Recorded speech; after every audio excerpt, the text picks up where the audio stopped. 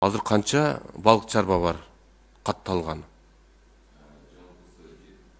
Жалпысы 700-дөн ашык, катталганы 390, ветеринария тармагында кызматына катталган 390. Ошол эле балыктарды, ошол эле продукталарды эч ким көзөмөл жүргүзбөйт да, таптакыр элечи. Ошондо силердин айыл чарба министрлиги силердин түзмө-түз немеңерде, ишиңерде булчу. Кетейин.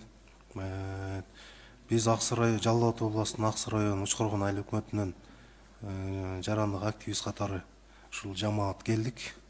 Биздин негизги маселебиз иче турган суубуз да ушул нарын, эгинибизге бере турган суубуз да ушул, мал келибизге бере турган дагы. Мен айта турганым, бул бүт эле экология министри кандай негизде лицензия берип койду балык чарба боюнча. Нарындын бардыгына эле балыкты салып, химикат менен багышып атат. Биз ошол сууну ичип атабыз, бөйрөк оору. Факты менен алганда мынакей жаш наристелерибиз порок сердца менен төрөлүп атат, ошол сууну ичип. Боор оору деген фактыны биз кагаз түрүндө келтиребиз, канча адам кайтыш болгалы, канча адам азыр учурда ооруп атат. Ушуну сиздерге атайын Нуржит Кадырбеков, Замир Дүйшалиевич жогорку трибунада көтөрүп, протокол тапшырма берип, бизге чечип берсеңиздер.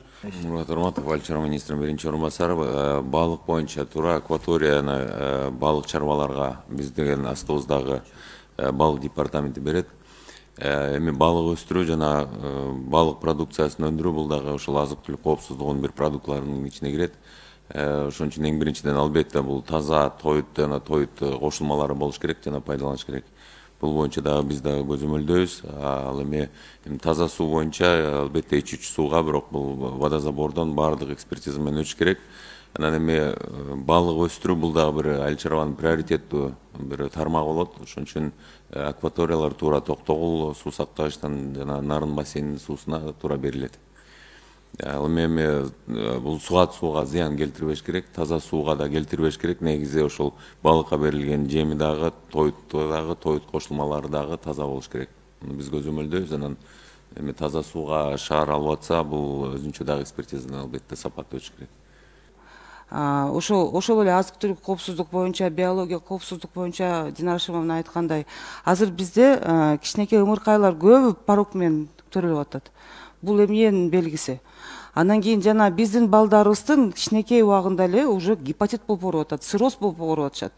Бул ошо жанагы эле суунун маселеси да, таза суу эмес. Баягы эле азык түлүк коопсуздук боюнча бизде программалар таптакыр жок, иштебейт, эч ким көзөмөлдөбөйт. Кайсы химикат менен өстүргөн, кайсы ошол эле балыктарды, ошол эле продукталарды эч ким көзөмөл жүргүзбөйт да, таптакыр элечи. Ошондо силердин айыл чарба министрлиги силердин түзмө-түз немеңерде, ишиңерде булчу. Биз азыр кандай экологиялык немеге кирип атабыз да, ошол эле өзүбүз эле ошо биздин жарандарыбызды жөн эле акырын эле өлтүрүп атабыз да, ошого жеткиздик уже. Ошону бир көзөмөлгө алсаңыздар, бир ишти катуураак жүргүш керек, сөзсүз түрдө. Биздин кесиптешибиз Венера Калбековна туура айттыңыз. Акыркы мезгилде ушул аймактарга барганда, Мурат мырза, ошо эл менен жолукканда ушу көйгөйлөр көп айтылат да. Гепатит, боор оорусу, бөйрөк оорусу айрыкча ушул Аксы районунда көп катталып атат. Нокен районунда, Ташкөмүр шаарында, ошол Ташкөмүр шаардык аймактык оорукананын берген маалыматы боюнча Аксы району Учкоргон айыл өкмөтүнүн оорукананын берген маалыматы боюнча акыркы 2 жылда 3 эсе көбөйгөн. Боор оорусу, гепатит. Мурат мырза, эми караңыз. Ушул аталган аймактарда таза сууну ушу Нарын дарыясын иштетишет, пайдаланышат жарандар. Таза суу жок. Анан балык чарба ишкерлер көбөйүп кетти. Азыр канча балык чарба бар катталган? Жалпысы 700-дөн ашык, катталганы 390 ветеринария тармағында кызматына катталган 390. Эми караңыз.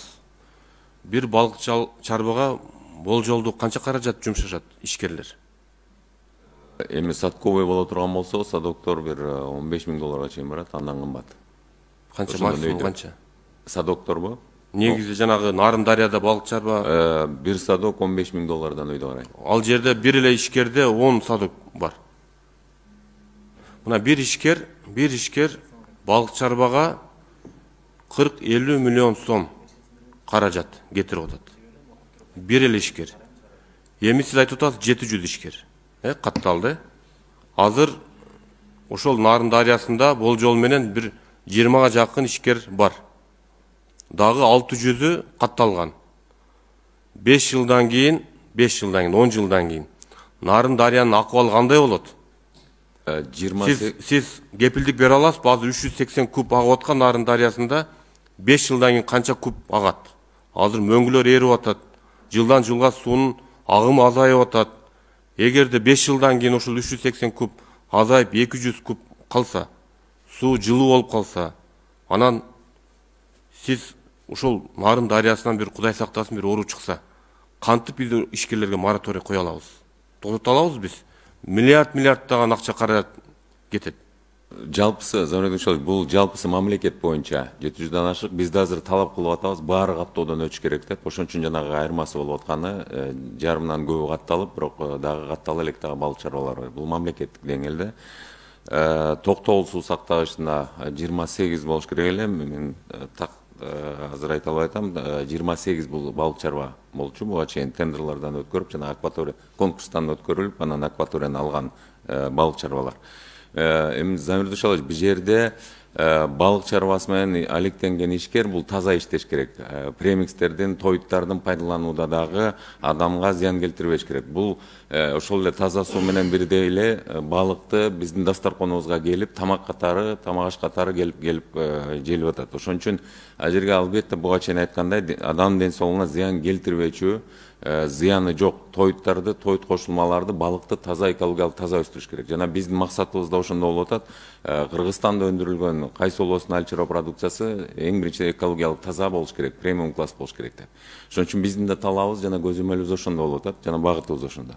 Ал эми албетте эгерде андай зыян келтире турган бир пайдалана турган болсо, биз дагы көзөмөл кылып атабыз. Ветеринария тармагы менен ошол кошулма премикстер боюнча департамент ветеринарлык препараттар боюнча. Ошон үчүн максатыбыз бизде деле ошол, бирок эми балык чарбасы ошол таза сууга зыян келтирет деп муну азыр мен айта албайм. Эми биз дагы албетте дагы иликтөө алабыз. Буга чейин дагы ишти алып барууда дагы мындан ары дагы күчөтөбүз. Мен айтып кеткендей, бүгүнкү дагы коллегияда дагы ушундай катуу тапшырмалар коюлду. Ошол ишибизди күчөтөбүз. Ушу балыктын өзү каяктан келет өзү? Мындай өндүргөн жагы, мына малек салек деп атат, ушу өзүбүздөн чыгабы, бул же башка жактан келеби? Анан бул жанагындай ГМО деп да айтылат, ГМО деп койчу эле орусча. Ошого ГМОго жатабы же андай ГМОго жатпайбы? Ошого жооп бериңчи. Малектор эгерде форели боло турган болсо, бизде мамлекеттик 2 балык чарба бар, Өзгөндө жана Тоңдо. Малектор бул форелдики көбүнчөсү ушул чарбалар камсыздайт, өзүбүздүкүн. Албетте кайсырдан болбосун, жана ген модифицированный болбош керек. Эми бүгүнкү күндө биздин астыбызда дагы ушундай тапшырмалар дагы коюлган. Ошол ген модификация, ошол лабораториялардын деңгээлин күчөтүү.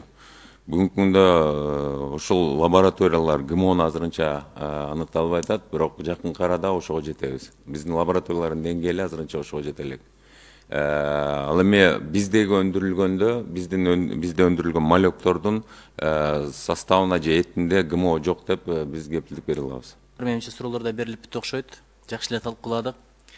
Эми жыйыны көп, бирок жыйынтыгы жок болуп калбасын.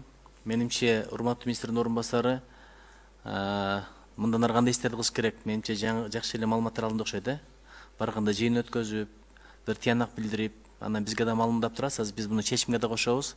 Азыркы депутаттардын бардыгынын айткан сунуштарын эске алуу менен муну чечимдин долбоор алдыңыздарда да турат. Өзгөртүүлөр, толуктоолор менен ушуну кабыл алып коелу, Кудай буйрса. Ким макул? каршы калыш жок. Анда эмесе барыңыздар келгениңиздерге чоң рахмат. Ушул көйгөйлөр чечилип, эмки жолу жолукканда бири бирибизге ыраазылык айткандай деңгээлде бололу. Аракет эле кылсак чечилбеген маселе жок. Билесиздер го, кыла албаган адам, каалабаган адам шылт өздөтөт, кыла турган адам чечим издеп табат дейт. Мына биздин азыр бүт баардан чакырдык. Эгерде биздин кошуна мамлекеттер менен бир мамиле кылыш керек болсо, дипломатиянын өкүлдөрүн чакырдык. Бүгүн мына бир старт алды, жакшы бир иш-чара болду.